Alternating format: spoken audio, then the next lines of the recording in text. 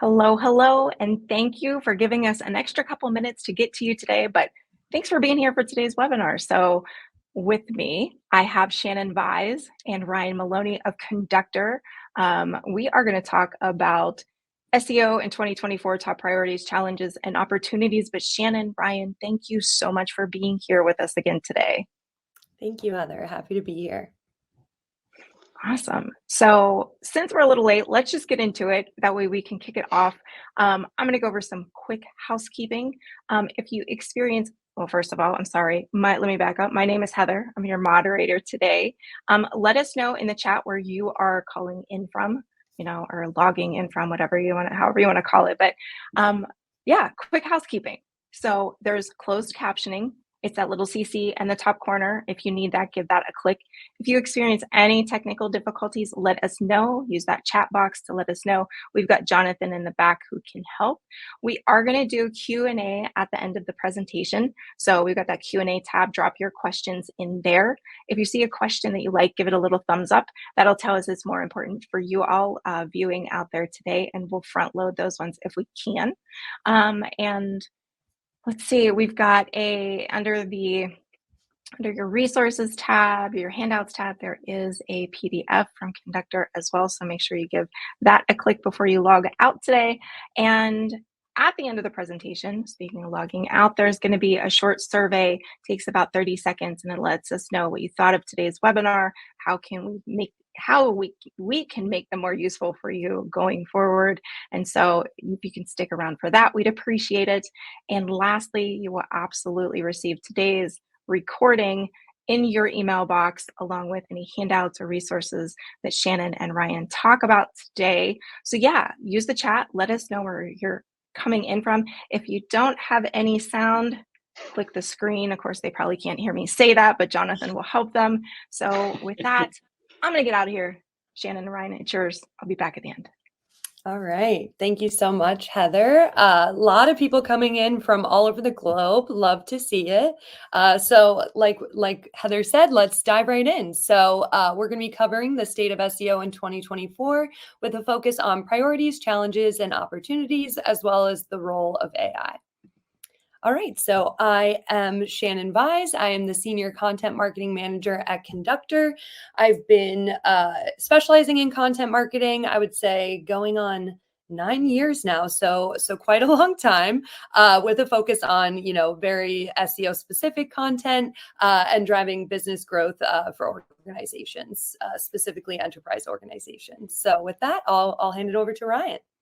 Yeah, thanks, Shannon, and thanks to the whole SEJ team for having us on, Heather and co. Great to be back. I am the SEO Success Manager from the Conductor side, joining you all today. So been working in SEO and content for about the past 7 years. Love to see all these different places that people are checking in from. I really see a lot of different continents on the globe represented. I even see someone from my hometown of Tampa, Florida. So shout out Tampa.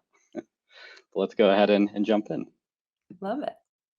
Okay, so just to recap, the insights we're going to be going over today are sourced from an annual survey that Conductor runs. So just wanted to give you some context here so you understand the data. So we surveyed over 400 digital marketing, SEO, and content marketing experts in North America who serve a primary role in managing a brand's website or digital presence. So another key thing to note, you'll see it a few times throughout this deck, is that we use the concept of SEO maturity to further segment the data based on the following 3 kind of corresponding levels.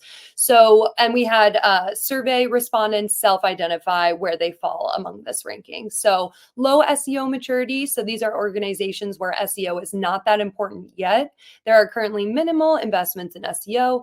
Then we have medium SEO maturity, so organizations where SEO is moderately important with adequate SEO investment, and then high SEO maturity. So organizations where SEO is a priority and SEO is a significant part of the processes for more than one team with strong investment. All right, so now that we have some context, I will start into the research and insights. So, up first, how did SEO impact marketing performance, and what were the top priorities and challenges faced in 2023? So, good to kind of get us started with where we were at, and kind of before we move into where we're going and where we are now. All right, so next up here, we have the impact of SEO on website performance and marketing goals. So as you can see, overall, 93% reported that SEO positively impacted website performance and marketing goals in 2023. Hopefully this isn't new information for the attendees on this webinar. I think it's very clear that SEO works. It's a valuable channel worth investing in because the results really speak for themselves. It does drive a positive impact on both the website performance and overall marketing goals. All right. So with that being said, we're going to launch our first poll here about what was your top SEO priority in 2023 out of the options provided here in this list. I won't talk through them. I'll give everyone a chance to read through them on their own, but interested to see how they compare to our survey results.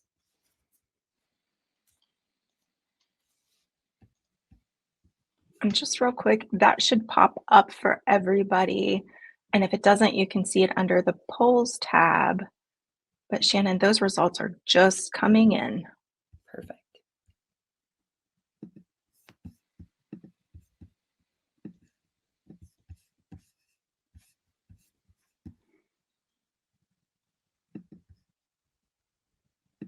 It looks like, there we go. Okay.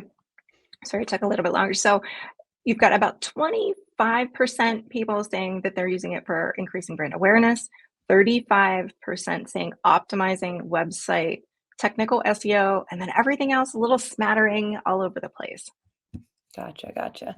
Okay, well, I mean that's pretty much on track with what you see here, specifically for increasing brand awareness. So increasing brand awareness through SEO remained really a top priority for all role levels in 2023, as you can see here from our survey analytics. So I think that tracks. Leaders and practitioners, what I think is interesting here when you look at the role level split is that leaders and practitioners are also focused on hiring the right SEO talent over kind of the last 9 to 12 months, while managers put more emphasis on improving collaboration and efficiency to execute faster. So interesting that leaders were the only group here to rank adherence to new privacy regulations as a top priority for the last kind of 12 months in 2023. I think this highlights their concern over possible, regulatory fines, while practitioners and managers remain hyper-focused on efficiency and execution. So improving that website technical SEO, as we mentioned, managing SEO bandwidth limitations, improving SEO collab, and then that top one, obviously, increasing brand awareness across the board. All right, so let's dive into our next one here. So here we have the top 3 most significant SEO challenges in 2023. What I think is interesting here is the number one across the board, really, from different role levels to SEO maturity levels as well, was adapting to AI advancements, ranked as really the number one. So Google introduced a new way to search in 2023 with a trial kind of rollout of the Search Generative Experience, SGE. We'll reference that a few times here, which is powered by generative AI. So with SGE really kind of positioned to transform how users search and how brands appear on search engine results pages, it's really no surprise that, like I said, adapting to AI advancements ranked as the number one most significant SEO challenge overall in 2023. I think a lot of that was reacting to some of the ChatGPT developments we saw as well, and looking to kind of optimize workflows and boost efficiency using these tools. So again, I think we'll continue to see that trend as we move into 2024 priorities. So with that being said, I'll pass it over to Ryan here. Yeah, and speaking of AI, we're going to go ahead and bring up our second poll question of the day. So how will the role of AI impact SEO in 2024? What challenges and opportunities does it pose? So we'll go ahead and pop open the question, how disruptive do you think Google's SGE will be for SEO?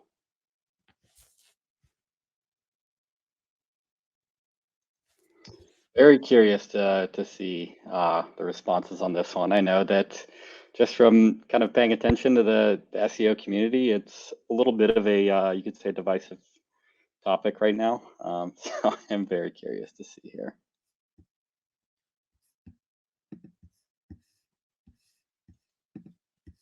Okay, those are finally coming in.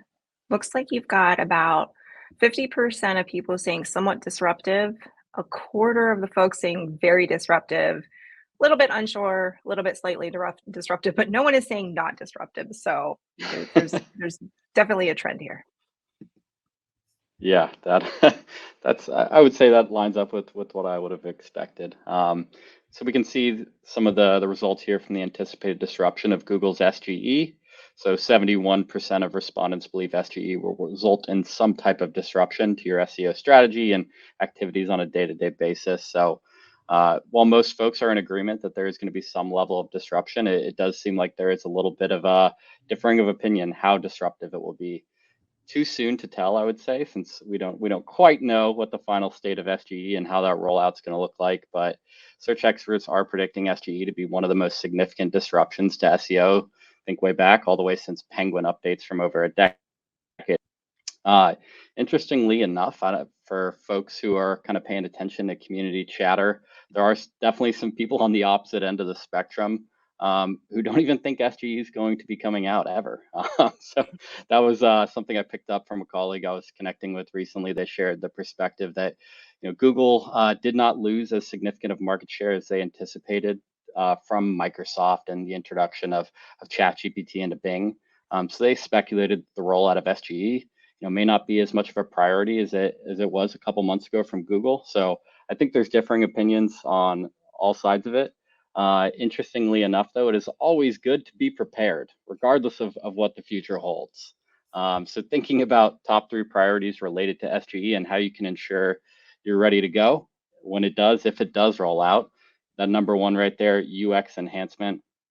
So prioritizing seamless user experiences to ensure content is engaging and valuable within the SGE, really further emphasizes the importance of experience within the EEAT framework. I'm sure for folks here who are playing around with the SGE within Google Labs, it's crowded up there when you click into the SGE experience. There's a lot going on, so it's a challenge to ensure that your result is really grabbing someone's attention. What was typically known as the number one result, that definitely looks a lot different within the SGE experience as opposed to the kind of historical SERP experience. Got number two, a little bit of a tie here. So long tail keyword targeting, as well as schema markup enhancements. So long tail keyword targeting, SGE testing has shown that questions tend to trigger an AI summary response. Google's SGE results often populate for questions and long tail queries, which really emphasizes the importance of your brand, your website, your company is creating content that satisfies those long tail queries, those questions that people ask. We need to meet the people where they're at. And if they're asking questions in long tail searches, we need to make sure that we have content that matches up to that. And thinking about schema markup enhancement, so enhancing schema markup to provide structured data that the SGE can better utilize for generating results.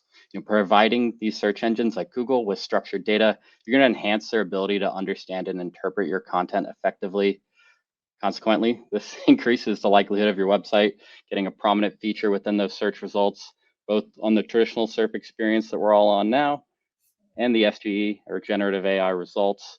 I like to think of schema markup as kind of like road signs along the highway that is our website. Got to create those clear signals to people where they can turn off to receive certain services or things that they're looking for. Then we come in at number three here, image, visual, and rich media enhancement. So the current state of SGE, like I mentioned, feels a little crowded.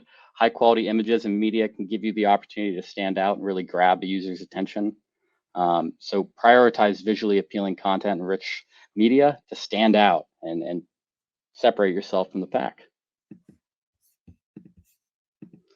So let's now take a look at the anticipated impact of AI on SEO in 2024 here. So some of these numbers actually surprised me a little bit, but we see that 83% of respondents believe AI as a whole will have a positive impact on SEO in 2024. A lot of glass half full people, love to see that. Digital marketers and search experts remain optimistic about the overall impact. I'm definitely optimistic. I've had a lot of fun playing around with the different generative AI features, some of which the Conductor platform's been rolling out lately, and it's pretty cool to see what the future of technology looks like. And this could be a result of the perceived UX improvement of Google's SGE, along with improved efficiency and streamlined collaboration that AI-powered solutions and technology provide.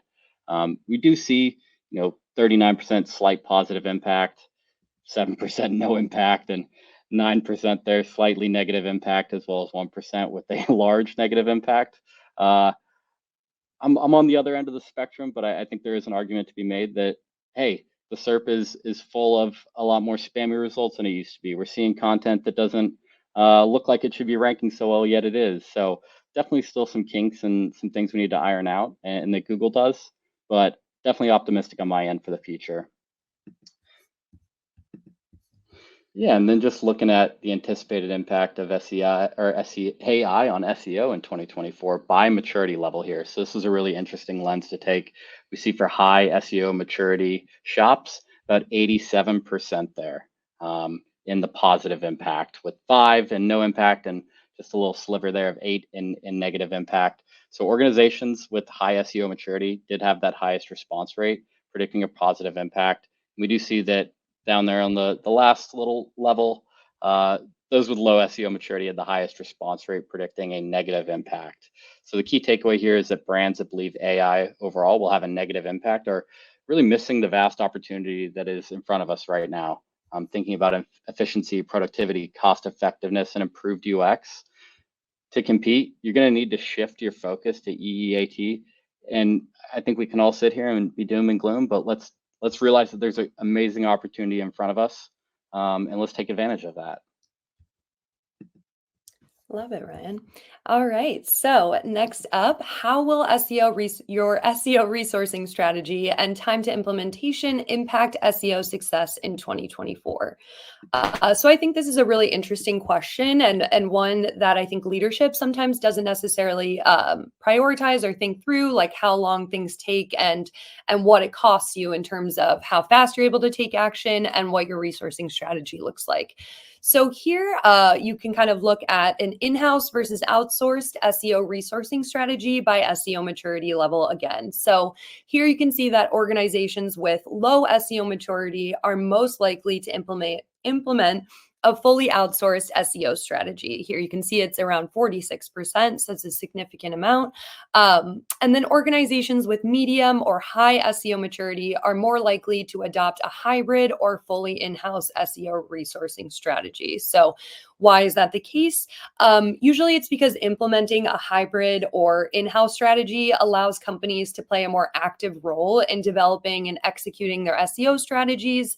And typically, the more advanced a company's SEO strategy and investments are, the more likely they are to adopt a resourcing approach that provides the most autonomy to achieve scalable success. So you're not relying on an agency to kind of dictate what your priorities should be, what you should take action on. You have those analytics internally. You can analyze that and make the best, most informed decision for your business to drive, traffic and kind of your core converting pages, focusing there. All right. So next up here, we have average time to implementation for SEO requests.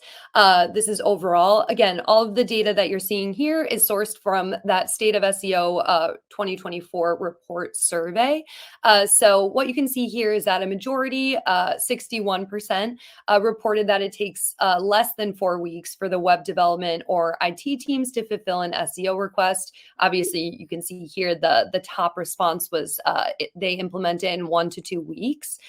And I really think that's critical. Speed is critical when it comes to SEO. So taking action before your traffic gets impacted. And like I said, again, speed is really everything. On average, SEO issues going unnoticed for at least 4 weeks, on average, can cost up to $75,000 in lost revenue. So there's an issue on your homepage or one of your core kind of converting pages or a landing page that can really risk significant revenue loss. So organizations with high SEO maturity know this, which is why increasing time to implementation is kind of one of their top 3 priorities for 2024. Again, if you want to dig into some more of these insights, some more of the split view between overall versus role level and maturity level, you can access that full report that was provided, I believe. If not, we'll be providing it to you at the end of this webinar. So just a reminder there. But with that, I will pass it back to Ryan. Yeah, that state of SEO in 2024 report should be in the handout section, but we'll make sure that everyone here is able to check it out and get their hands on it. But let's go ahead and jump in. What does SEO reporting look like in 2024? So we're going to take a look at some of the most common reporting metrics. And I'd love to hear some chatter from the chat about what metrics you're using, if that's changed in the past few years, and how many metrics are you using to define or measure success. So the first up, we got the most common SEO reporting metrics here.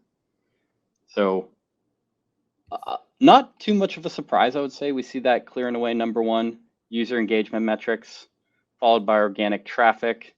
Local SEO, I was a little surprised to see so high up there. Conversion rate, keyword rankings, revenue, organic impressions, and SQL, MQL, and leads. So website traffic and engagement are the 2 most fundamental metrics for SEO reporting. To elevate reporting and provide more accuracy and a little more nuance to that reporting, measure SEO efforts against key business objectives like lead and revenue generation. Another piece of handout info we do have is our SEO reporting template. It can be a great place to start building out that framework and identifying how you're going to define success for your org. Yeah, that's a great resource, especially when trying to report on metrics to the C-suite. So very much tailored to that. So definitely check that out if that is a challenge for your organization. All righty, great call out there. And the next thing we're going to take a look at here is the average number of metrics used for SEO reporting by SEO maturity level. So we see that low SEO maturity, just 3 metrics, medium SEO maturity 4, high SEO maturity 6 metrics. So I think it definitely is a situation where more is better. We see higher SEO maturity organizations are much more likely to report on a higher combination of complex SEO metrics, including lead influence, revenue generation, core web vitals, to get the most comprehensive and accurate look at the ROI of SEO efforts, something that can always be a challenge, or is a challenge across many different industries and companies. So it's not surprising to see keyword ranking in all 3 cohorts here. We see it in low, medium, and high. But a shift is coming with the concept of a ranking that will change after SGE launches. So while everyone will still track keywords, and by no means am I heralding the death of keywords. I think we're gonna need to redefine what a good ranking is post-launch. Does it still exist in this box, in this framework? Is it still a top 10 blue links? Does that even matter anymore? With the shift that SGE could cause, I think we'll have to reevaluate things like keyword rankings. That might just be something we look at a little bit differently, as opposed to the historical SERP experience that we're in now. Awesome. Okay, so we have your last poll here. Before we dive into what are the top SEO priorities for 2024? So we would love to hear from you. Select what your top SEO priority is for kind of the next 10 months, what your organization is really hyper-focused on. Got a lot to choose from here, so I'll give everyone a minute to read through.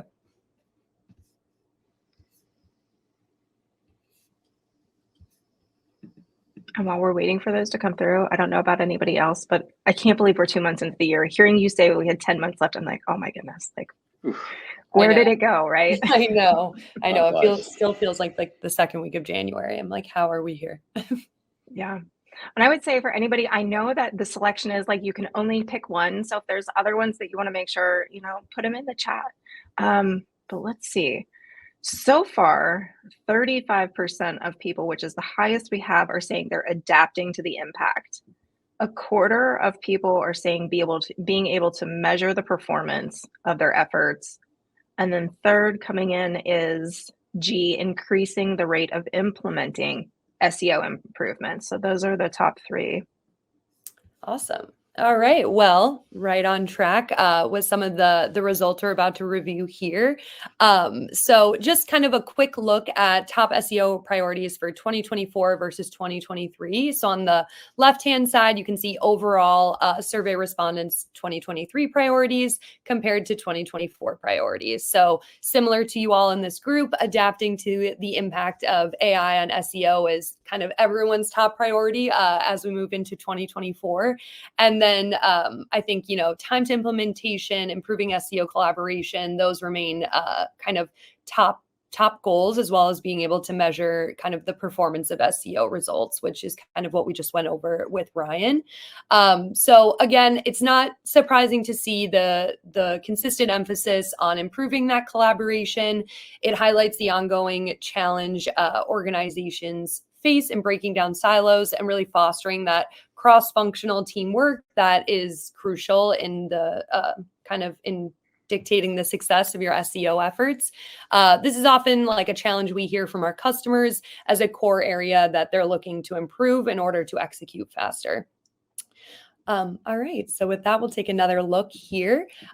Here is a look at the SEO priorities by role level. So again, adapting to the impact of AI on SEO is a top priority across the board for all role levels for 2024. And then practitioners and managers, as you can see here, are aligned on the following top 3 priorities for 2024. So adapting to AI, improving SEO collaboration, and improving SEO reporting. So leaders ranked AI adaptation as the #1 SEO priority, but the next priority for this group is really setting their teams up for long-term success through investments in emerging SEO solutions, and then again, hiring more in-house SEO talent to allow them more autonomy and to be able to increase that time to implementation and execution efforts. So I think kind of very aligned with what everyone was just saying here as well.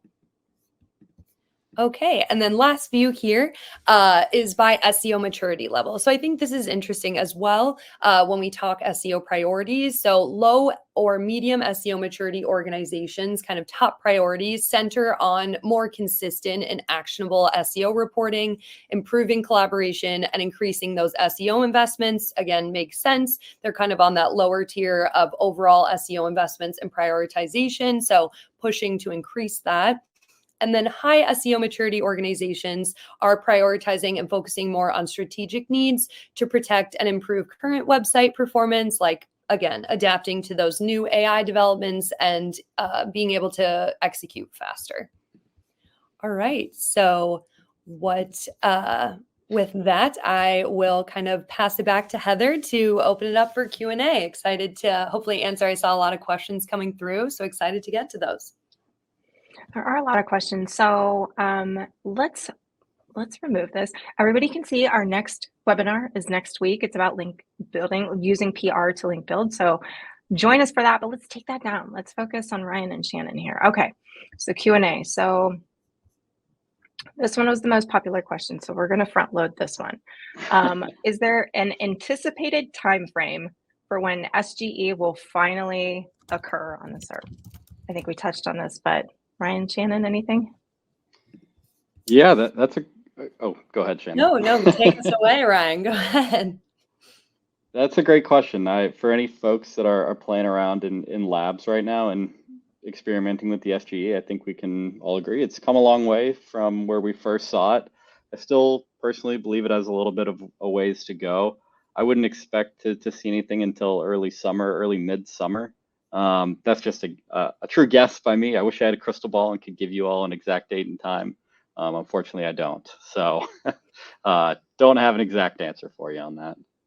Yeah, I think your comments earlier just about kind of like the differing opinions of whether or not how much Google is going to prioritize SGE, considering like their market share and the impact to their revenue was less than expected. So yeah, I think it is a bit of anyone's guess at this point, but I think the most educated guess, like you said, Ryan, would be kind of mid-year, looking for that full launch and rollout. So excited to see what form, what shape that takes. If anyone, like Ryan's been saying, has been playing around in there, it's definitely been changing a bit. So excited to see what the final result is. I think everybody's anxiously anticipating that. Okay, so let's see. Linda asks, what is your opinion of AI images versus stock photos or your own personal content? Great question. Yeah, I can take this one. This is a hard question, a good question as well. This is something the kind of marketing team at Conductor has been exploring as well. I think the name of the company Sora recently, a video marketing kind of AI generated um, solution was just kind of eye opening and very impressive in terms of what it can generate. So I don't think we have started at Conductor using AI images in any of our content, just because like we really value like the human touch that our designers can kind of provide to our designs, and really kind of focusing in on maintaining our branding throughout. But again, for teams that are really resource limited, or this can really like greatly enhance your content. As we all know, the more interactive, the more engaging your content is, a lot of times the more successful it is, and images, videos are a big part of that. So yeah, I'm interested to see kind of how this impacts, if it does impact SEO rankings or anything like that. But as long as you're following image best practices, crediting the image to the software that you're using, and utilizing the alt text, yeah, I think kind of whatever best fits your resourcing strategy right now is kind of the best answer. Couldn't couldn't agree more. I also just had, I will say, a ton of fun playing around with the different AI image generator free tools that are out there. Highly recommend if you haven't played around with those, go check them out. It's fun, and you get back some unexpected and kind of funny images too. So Yeah, I would agree with that. All right. So Nick asks, so earlier on you were talking about correlating maturity with investment. And so if you're limited on your budget, where's the best place to prioritize it? Good question. Ryan, do you want to take this one? yeah, absolutely. So, however, what should be the top the SEO? Startups looking to grow with small budgets. Sorry, the wording threw me off a little there.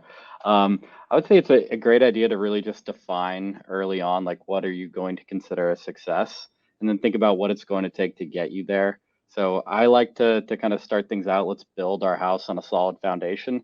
So really ensuring the foundation of your site is set up for success and for future expansion, taking the time to ensure all of the technical boxes are checked, really just making sure that your website's foundation can support future growth, I think is like a great kind of first little step there on the stepping stone for small budgets and for low SEO maturity sites or companies. Yeah, agreed there.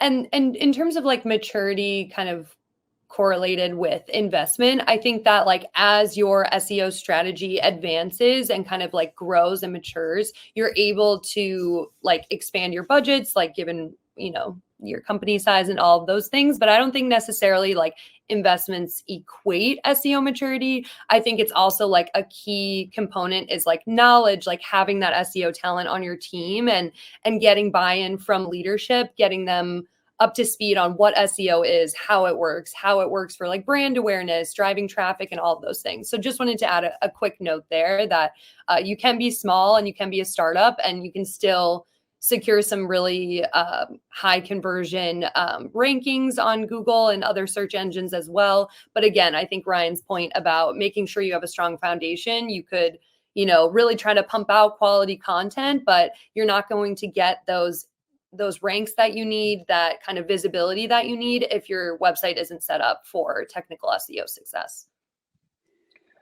That's interesting because that leads perfectly into this next question. So, how do you communicate to managers and leaders about the importance of fulfilling your website request, such as fixing speed and bugs? So, the technical pieces that you're talking about, how do you get buy in for that? Yeah, I believe it's really important to start to create a story that can kind of show and prove the value of investing the time and resources into resolving issues, putting fixes in place. Something that we have over on the Conductor side is the Content King. So with Content King, it makes it really easy to kind of annotate when an issue has occurred, what the impact has been on performance, and it makes it pretty easy to tell that trended performance story on, hey, this has been broken, and since this point in time we've seen some declines, anything that you can do to correlate the issues that a page or a part of the site is currently facing with the current state of performance, I think that can open some eyes and get people to realize, hey, the stuff they keep sending in tickets about, this does matter, and this does at the end of the day affect our bottom line. I think that's, I'm putting it a little simple there, but I would strongly encourage you to tie back the performance to when issues arise, and to really show that drop off that those pages or the parts of the site are experiencing. Totally. And just to back that up, I agree. Like the story is key. Like really like in vivid detail showing like what you have to gain by taking action immediately and like mitigating that, and what you have to lose by waiting a week, waiting 2 weeks, waiting a month.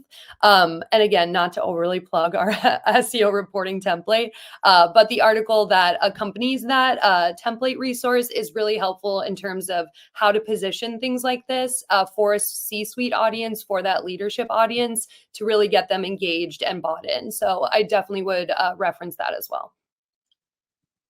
And I'm going to throw that back in the chat real quick. So there, thank you for providing that, Ryan, but there's a link to the template that Ryan and Shannon are talking about. So just throw that in the chat. You guys should be able to access that.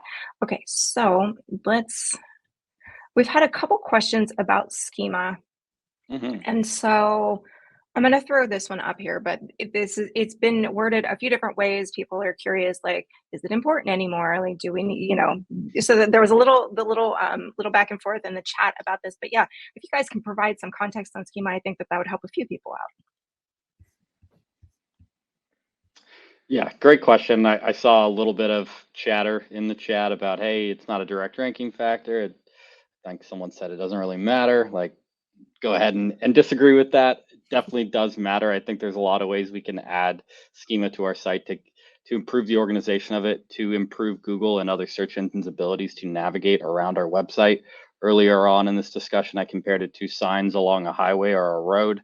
Anything we can do to really create those signals to both search engines and users, hey, here's where I can travel to expect to receive certain services or information. That's helpful. That's improving a user's experience on your site.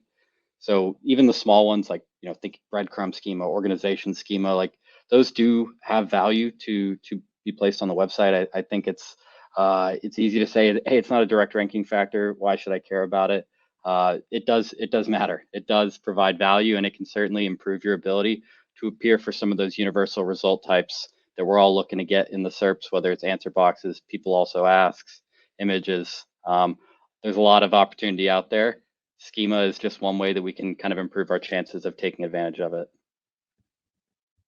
And for the types of content, I would think really any type of content you have on your site, whether it's a blog, whether you have recipes, whether you have videos, go ahead and just take a look at schema.org. There are literally just endless different types of schema for every different piece of content you could have on your site.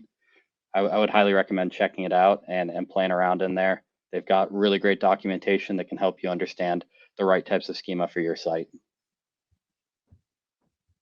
Perfect. Thanks for that, Ryan. Okay, so this one's a little more technical. So let's see. And Ryan, Shannon, I'm gonna let you read this, right? But talking about basically GA4 and attribution.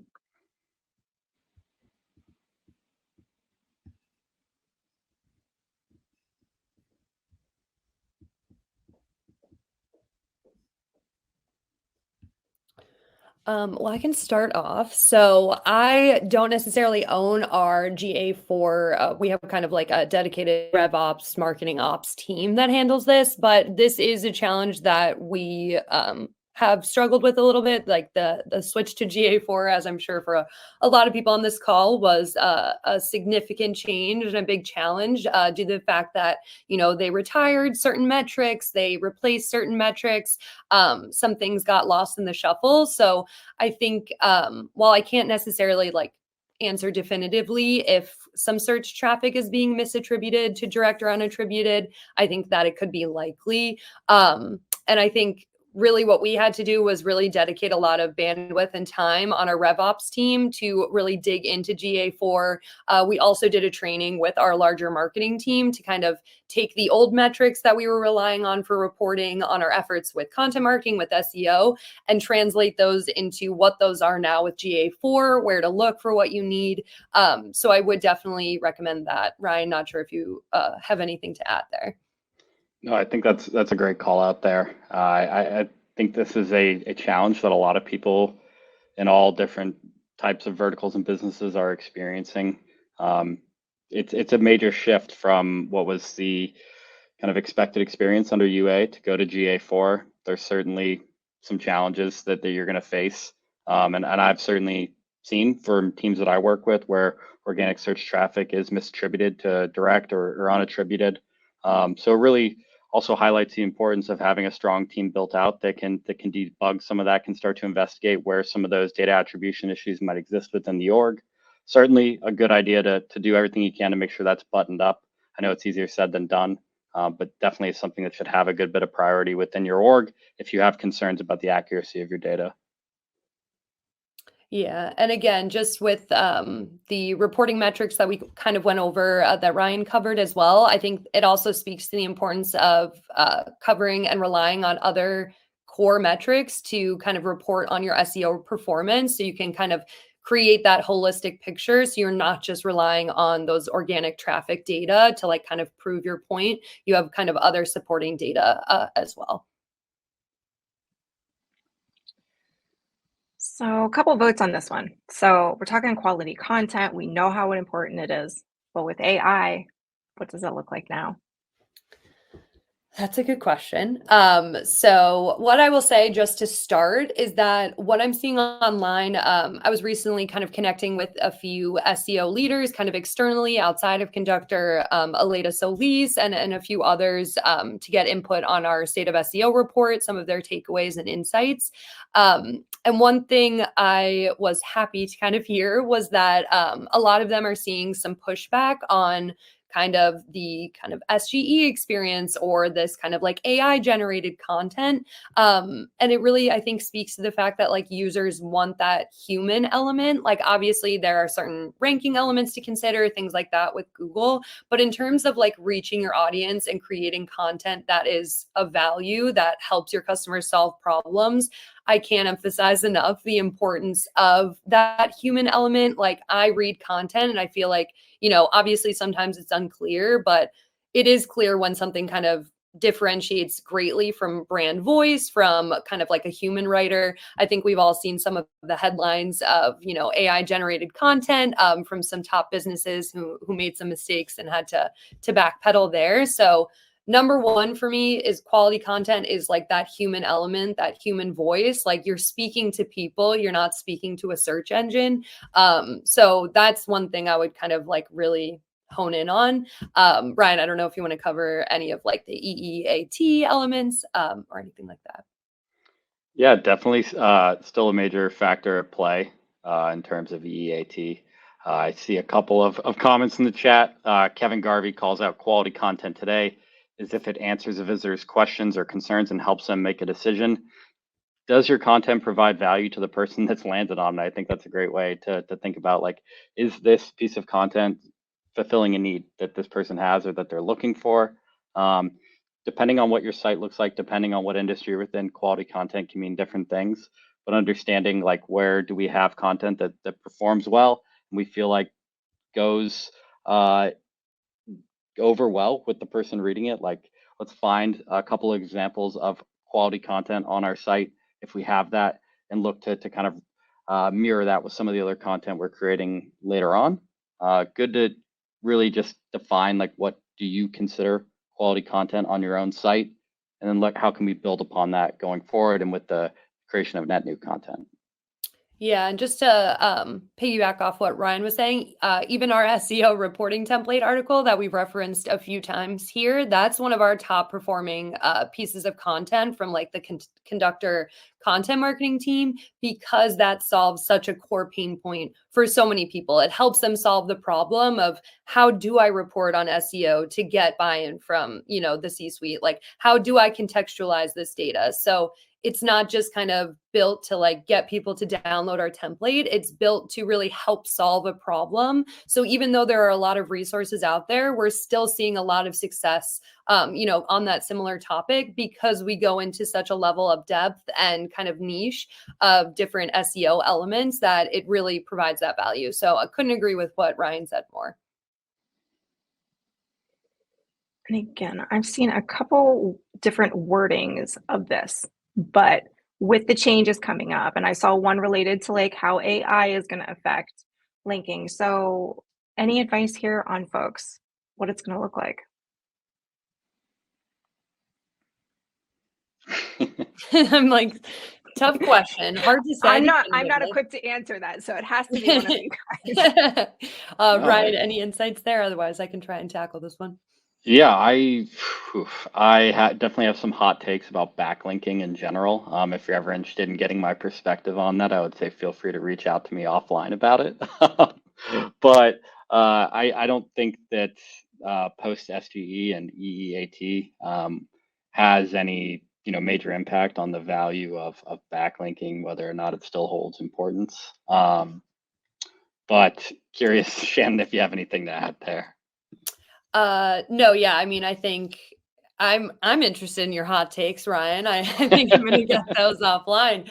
But no, I agree. I think this is a conversation I see a lot, and I see people kind of like taking opposing sides to it.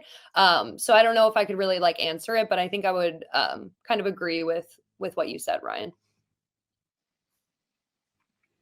Yeah, I might have to I'll start a little Instagram live or something after this. But you can find me on LinkedIn. Feel free to reach out and ask. Absolutely. All right, so let's take like maybe one or two more. So if anyone else has any, but somebody's asking again, or similarly, like when it comes to SGE, where should they be focusing? Snippet creations on content. So anything here? Yeah, I mean, again, with SGE, there's so much unknown that it's hard to kind of provide like an easy answer here.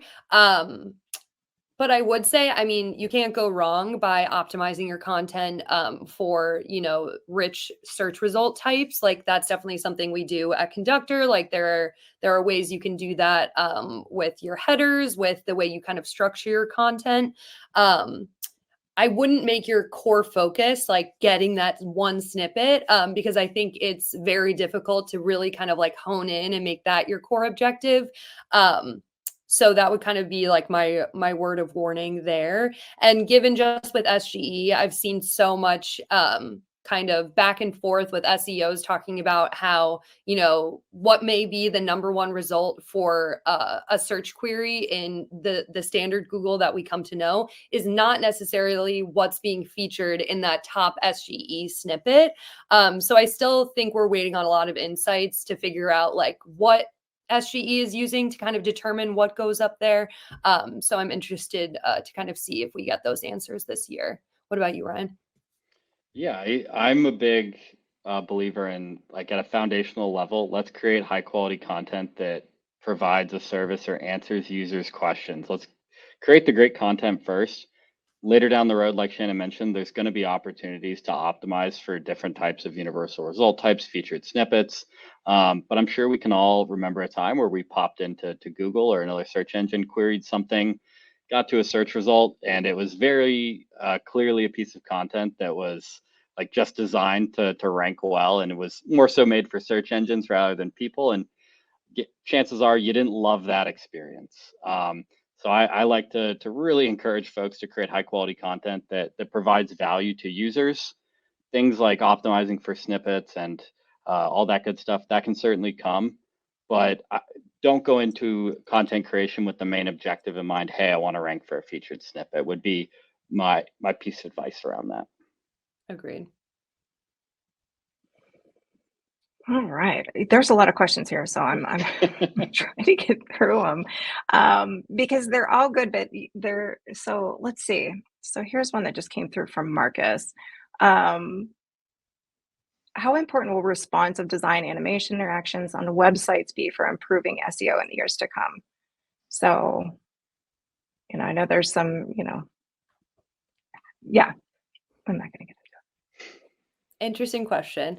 Yeah, I think the main focus is really on that user experience, like the experience that you're providing. So I don't think it's like, if you don't have animations on your site come 2025, like you're going to be dinged or anything like that. I think it's more a focus on holistically the user experience that you're providing and not sacrificing loading speeds, page speeds in order to get that animation on your website or things like that. But as I mentioned before, I think a lot of successful content is interactive, it's engaging. So from like the conductor team, like obviously we look to include images, kind of designed elements like where we can, but definitely don't do it just for the sake of doing it. Always focusing and prioritizing how is this enhancing the user experience and how is this going to kind of like benefit our users, the people landing on our website, the people looking for a solution in our content.